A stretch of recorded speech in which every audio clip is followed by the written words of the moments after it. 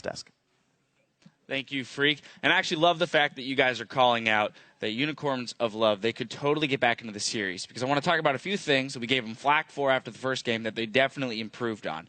Level 1s, we'll start there. They had more of a game plan here. The problem this time around was execution and that it didn't actually materialize into anything. Yeah, they had the better level 1 that time. They realized, okay, they're going to keep trying to send Lucian, Nami top because I think they really want to match the 2v2, so they're like sending their 2 top, or they kind of want the 2v1 for Mundo and then allow Lucian to get the 1v1 on a Maokai so he can get really far ahead as kind of like a duelist. But after that, they didn't really capitalize on the dragon. You saw them try to go for that early dragon, but Millenium did a good job of realizing, hey, they're going to go for an early dragon, so let's just walk in. But Millenium had no vision, so if Unicorns of Love had just gotten vision, and then when they face checked in without like warding, they could have taken advantage of that instead of going straight for the dragon. Because when you have bottom side advantage of the map, it's really easy to gain control of the dragon side. You don't have to immediately rush the dragon, you have to kind of set up for it, and Unicorns of Love didn't really do that. And then when they went later on to put a lot of pressure top, like Elise was ganking top for Mundo, they didn't really capitalize and go for the dragons there. Yeah, exactly. So they've fixed part 1. Now, hopefully they can fix part 2 before Game 3, because then we might see them in that situation that Zyrene was talking about and we're talking about, where they have an early lead, they are able to close them out because they're still playing from behind. And then it's this issue of dragon dancing and indecisiveness. So I want to immediately jump into our first replay, which is 20 minutes into the game, where we do see a bit of a dragon dance that results in a fight. I'll let you walk us through this one. Yeah, so the way Unicorns of Love have been playing these dragon fights is they just start it. They get the vision out, and then they don't try to go on them. They just kind of start it and wait for them to walk in. So then it turns into like these crazy dragon smite fights instead of getting the picks that they should be, and then it just turns into a bunch of chaos. Like Lee Sin just gets picked, they get the dragon, and then they just end up walking out. And you see this happening time and time again. Unicorns of Love just starting the dragon and not being properly set up for it and getting hugely punished for it. Yeah, with a Maokai, a Thresh, and a Lee Sin on the team, even Orianna as well with that Shockwave, if they were able to look at the vision that they have, if you look at the minimap right now, the vision they have is really deep.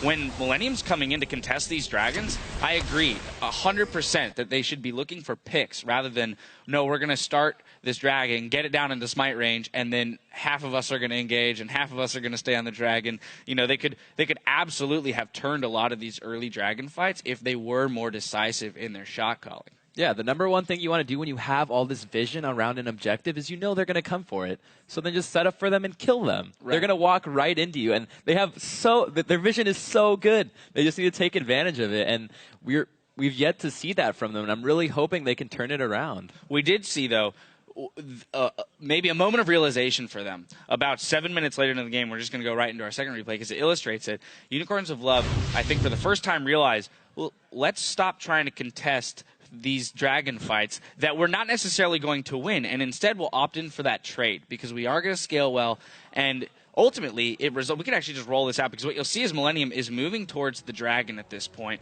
and Unicorns of Love says, you know what, we're just going to go mid lane. It's the best idea for us to go mid lane. Millennium now is forced into a moment of indecision, and they feel like they need to contest their mid turrets. It's going to pull Millennium up. Unicorns of Love is going to pull off to the side, and they actually get a fantastic pick off on Kerp, who's trying to flank them. It's going to result in a kill over here. And then off the back of this, they're going to end up taking the turret and the dragon. Yeah, they have such a good comp for dealing with Talon. Maokai can just position himself so he can easily zone Talon. Whenever Talon walks up, just root him for 2 seconds, and then you can easily just pick him off and kill him. They have a Thresh, they have a Maokai, they have a Lee Sin, and they're getting the wards out. They just need to take advantage of it. Exactly, yeah. They have the Lee Sin to give vision on him, too. As if he lands the Q or the E, then Talon's not going to be able to stealth away, things like that. So, yeah, I mean, that was fantastic. They get 2 global objectives and a kill, got them right back into the game. There was just some more questionable decision-making that followed up, which Millennium did a fantastic job of capitalizing on. They had a great fight and chase bot lane, and then they had another fight up near Baron. They go 4-0, pick that Baron up, and at that point, again, with not the best siege comp in the world, they were able to take down, you know, those Nexus, those inhib turrets. Yeah, time and time again, Millennium showing, hey, we're just gonna pick an assassin every game for mid. Our wave clear is gonna be that good. We're gonna look to put pressure mid to get Talon ahead. You always see the early games coming out from Elise, and then Unicorns of Love has the better draft again, and then they can just go for the siege because Talon wave clear isn't going to be enough to deal with an Ori sieging and a Tristana who has all that range when she levels up, and then a Maokai who can be the front line, and they're not really taking advantage of the fact that they have a better comp. Yeah, now looking at the next game, I'm not sure you can do much about the fact that Millenium is going to play Assassins because there's simply too many Assassins to ban them all out and pick them away, right?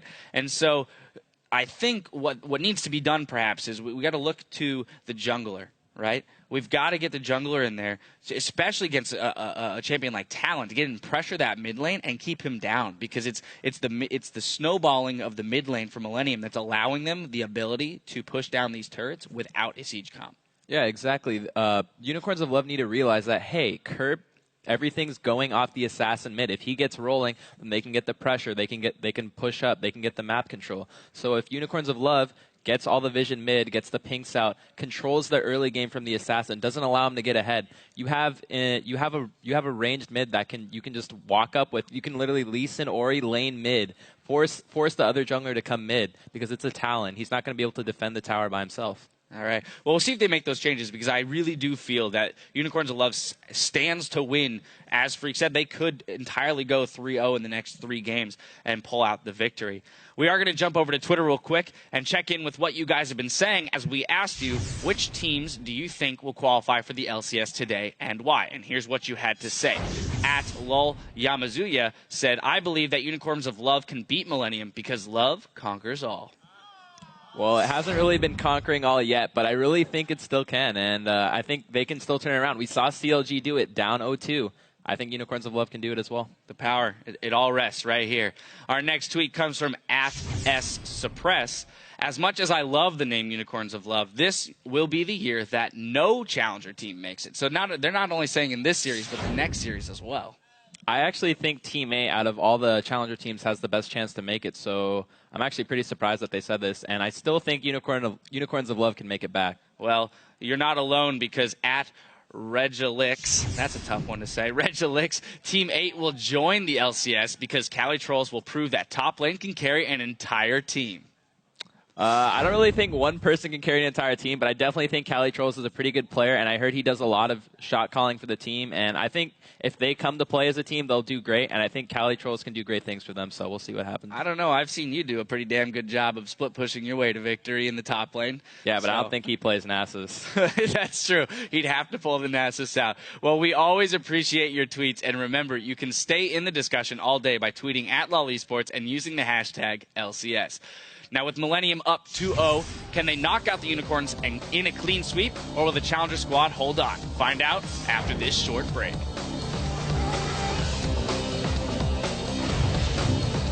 Freak was like, what do you think about Janna? I was like, Blitzcrank is better than Janna. And he was like, for real, what do you think about Janna? I'm like, Blitzcrank is better. Nice. So proud of himself. Good play, 300 health. In goes Kirk, the jump back from Vardox, though Kevin nearly dead. Oh! Shockwave gets 2.